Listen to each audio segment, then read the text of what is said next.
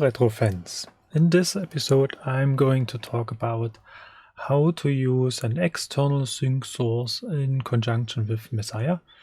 Mssiah is the most versatile synthesizer application for the C64, as you may know, and it has even more, let's say, ability or even more strength if you're going to use this in environment in, well, a mix of different synthesizers, or if you're going to connect this to your DAW or an external MIDI program. But if you want to run Mssiah, let's say on its own, but let's say on more than one C64s, if you're going to use 2 or 3 of them, then it's really kind of crucial that they all run in sync.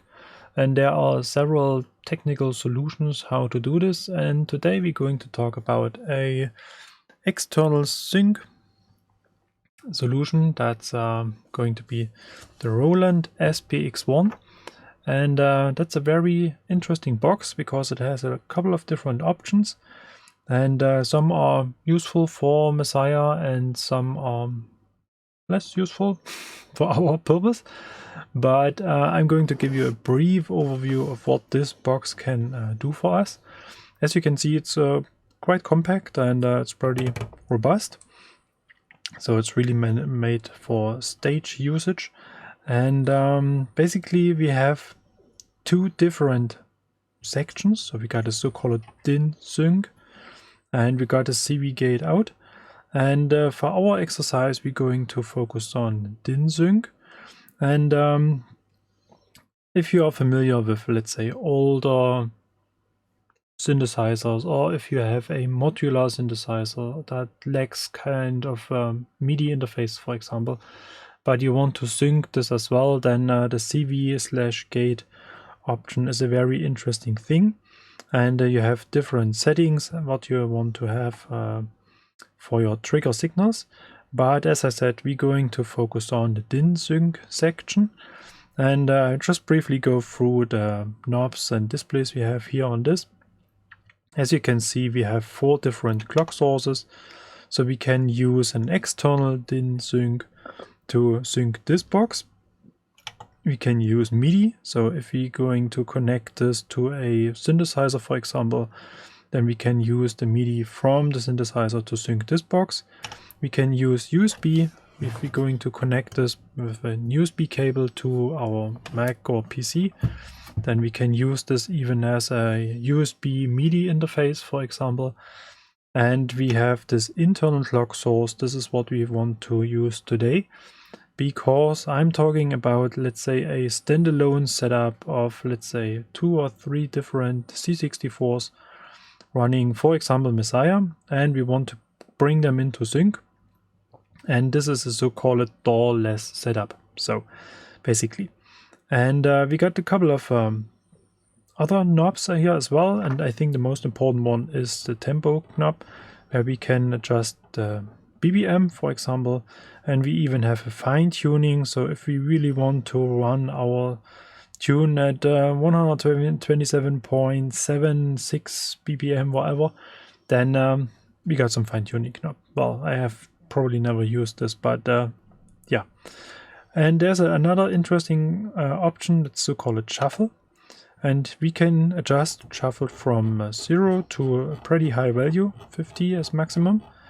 And this is very useful if we want to use the C64 as a drum machine, for example, and we don't want to have a too mechanical drum sound. So we want to have some swing, we want to have some variation, and therefore the shuffle option is very interesting.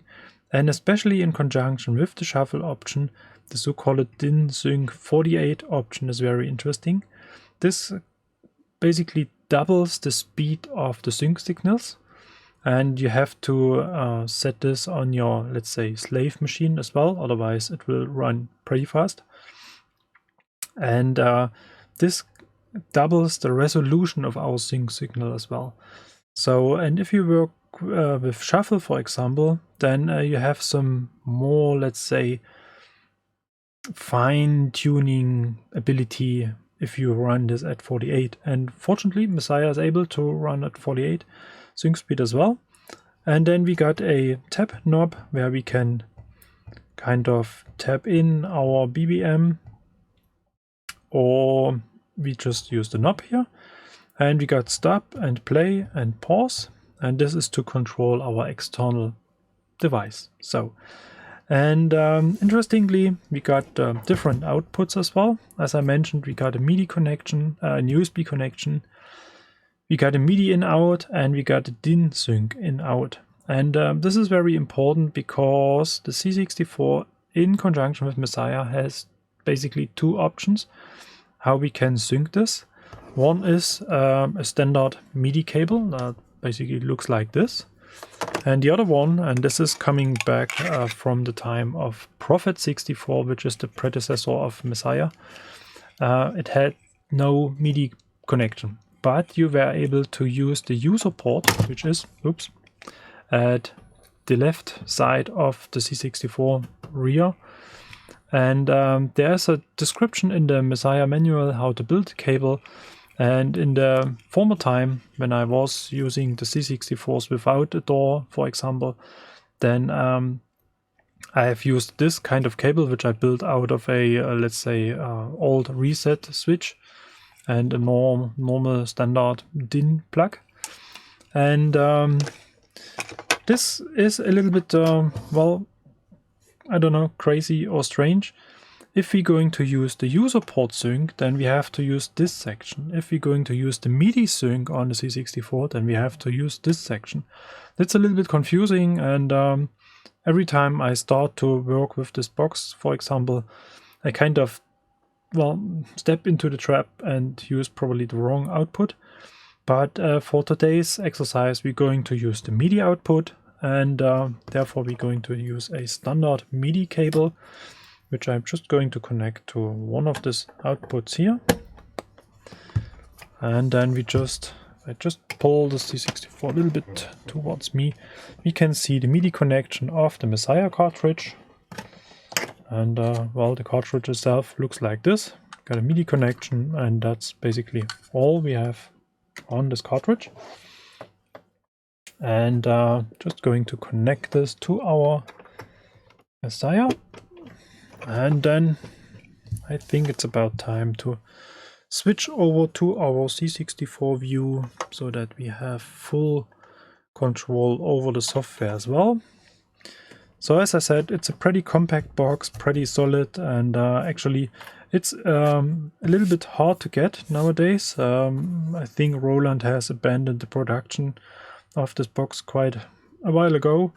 And from time to time you can find them on eBay or on other music stores, and the price varies a lot. So basically this box is around 100-120 euros. But if you go for a box like this on eBay, you may end up with 300 to 400 euros because they are kind of rare nowadays. But I really love it. It's very nice. You can sync your DAW to it as well. So if you really want to get rid of this kind of loosey Windows sync for applications like Cubase or Ableton or something like this, then you can force those applications to an external sync using a box like this. And this is really rock solid. So enough chatting about this thing. Let's go and have a look at Mssiah. And this is basically the start screen. And here we do not have to do that much. I just want to mention briefly that we have here a diagnostic screen where you can check whether your user port sync is working or not.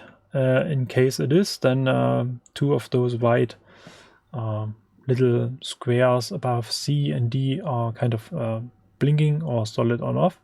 So you can check whether your cable is working, but that's not what we want to talk about today. And let's hit drummer, for example, because here we can listen to some, well, fancy predefined pattern. And here we go. And as we can see, the tempo is already a little bit shaky. And this is because we are running on an external sync source. And I don't know why it is unstable like this, but we do not have to pay that much attention. Perhaps it's of the shuffle option. You're going to switch it off? No. But it is affecting this thing, yes. So then let's start without shuffle at the beginning and see if we can get a non-erratic kind of, well, signal. So, and what's really important as a kind of prerequisite, we have to go to the settings menu, and here we have a MIDI section, and here we have external sync, and we have basically 3 different options. So that's the user port sync, what I was talking about with this self-made cable, or we have MIDI plus pattern select. This is an option if you go to connect your Mssiah to a DAW, like for example Ableton, then you can trigger the different patterns you have created by your music software. But for our exercise, it's simply enough to use MIDI clock, and therefore we're going to use this option. And that's basically all we have to do in the options menu, but there is an additional option. By pressing the Shift key, we have a couple of options which are kind of described at the bottom of the screen. And we can see that 5 and 6 are called Ext and 48. And here we set whether we want to have an external sync or an internal sync, which is this, and this is an external sync, and whether we want to use a 24 or 48 sync signal. So, and if you're going to press play, the sequencer starts to run, but we haven't loaded a pattern yet. So let's load a demo pattern, and let's go for dance beat number 1, what this is going to be. And if you're going to press run, you have a pretty groovy beat, which not really sounds like a dance beat because it is simply too slow.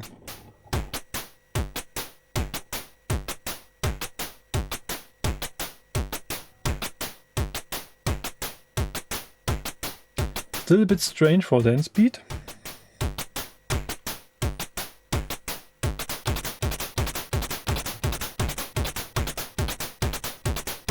So this sounds more like a 48 beat because the DIN sync settings are not working for the MIDI section. And this is a little bit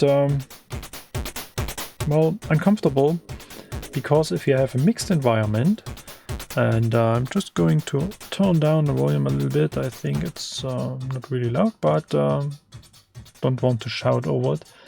If you have a mixed setup of, let's say, different setups, like one running on MIDI and one running on the user port, then you have to pay attention that you all set to 24, because this is just working for the DIN section. Anyway, this is what we need to do to get this running on Mssiah. And if we're going to hit stop, for example, and hit run stop, you can see that we can't start the sequencer on the C64 anymore, because it is waiting for this external sync signal. And what I said at the beginning about the shuffle option, now we have this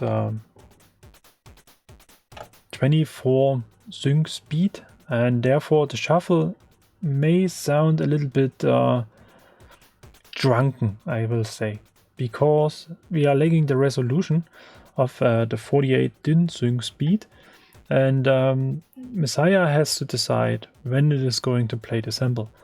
And playing samples on a C64 is a little bit complicated, and it's not as easy as maybe on a Roland, for example. And therefore it is really quite a little bit difficult to find a good shuffle settings for drummer in 24 speed mode. So if you're really looking into some very groovy pattern, for example, if you really want to fine-tune your shuffle settings, then I really recommend to go for the user port setting using this cable, because then it is really working very well. But on the MIDI settings, it may sound a little bit off every now and then. So, and that's basically all we have to do with drummer. And as a very last example, I'm going to show you how this is going to work with the monosynth. And this is basically the very same for bassline, for example, except for the thing that bassline on Mssiah won't keep the settings. So if you work with bassline, then you have to remember that you have to set the sync settings every time you start bassline. But that's a different story. Here's the same. We go to the option menu, we got a sync menu, and here we can say MIDI clock. And here we set this to 24 because we learned that on MIDI clock we can use 24 only. And then if we go back to this, we have in almost the middle of the screen, just above this small little keyboard-like illustration, we got a menu, and we can use the left shift key and the cursor keys to run through the different options. And here we have to set this little clock by pressing the Commodore key and the right cursor key so that it looks a little bit bluish. And now we have the very same. We can't start a sequence anymore, but we have to load a sequence before we have anything to listen to. So now we are set, and I'm going to use number 5 because this sounds a little bit better. And here we go. Now we got an external synced monosynth pattern playing on Mssiah, and we can use the speed knob to change the speed, and we can even use our external pedals to adjust several settings on Mssiah, for example. So basically that's all I have to say about using external devices on a C64 running Mssiah, and I hope this was kind of interesting to you. And as I said, it's really a very nice box, and it makes a lot of sense in a bigger environment if you have multiple C64s, for example, if you want to sync them, because it's really hard to get them with the run stop button start at the very same time, and they wander off after a while, and therefore it's really nice to have a box like this, or you simply use your, let's say, DAW on your Mac, on your PC to sync your C64s to it. And well, that's basically the end of this session already. If you have any questions, feel free to use the comment section as usual. And thank you very much for watching, and see you for the next episode. Bye bye.